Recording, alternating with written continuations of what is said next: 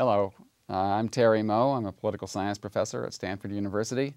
I'm also a senior fellow at the Hoover Institution, and I'm here today with my colleague, Rick Hanushek, who is also a senior fellow at Hoover. And Rick has recently written a critique of a report by the National Research Council on school accountability, particularly No Child Left Behind, and also high school exit exams. Now, this report is available on the website of Education Next. It will be published in hard copy in spring of 2012. So I want to ask Rick, for starters, what prompted you to write this critique? Well, the underlying motivation is, of course, that Congress is trying to reauthorize federal accountability statutes under No Child Left Behind, but they've been supposed to do that since 2007. Recently, they've had discussions that look like there might be some possibility of moving this policy forward. But the National Research Council, which is the research arm of the National Academy of Sciences, rushed out with a new report on test-based accountability.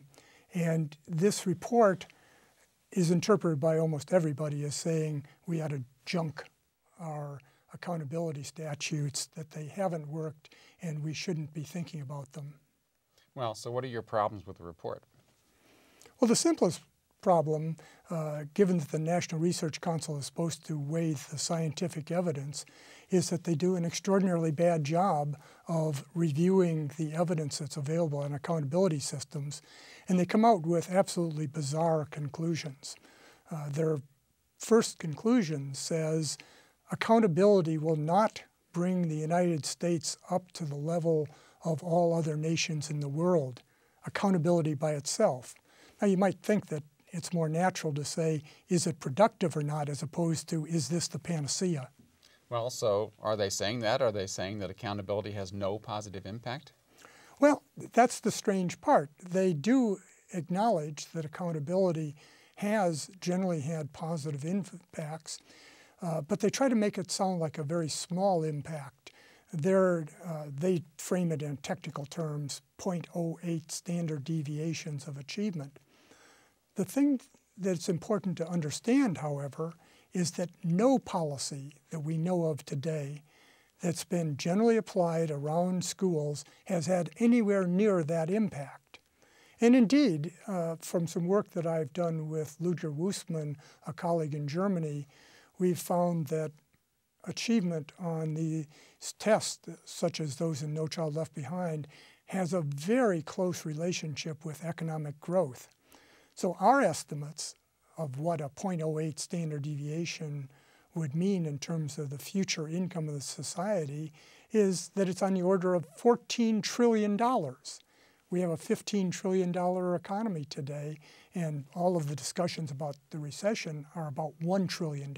So this is a policy that's much, much larger. All right, so they think accountability wouldn't bring much improvement. Do they have any suggestions for how to bring about improvement? Well, that's the funny part. This is a very distinguished panel of scholars who have studied incentives and accountability, and they offer absolutely no suggestions about how to improve accountability or of alternative school policies.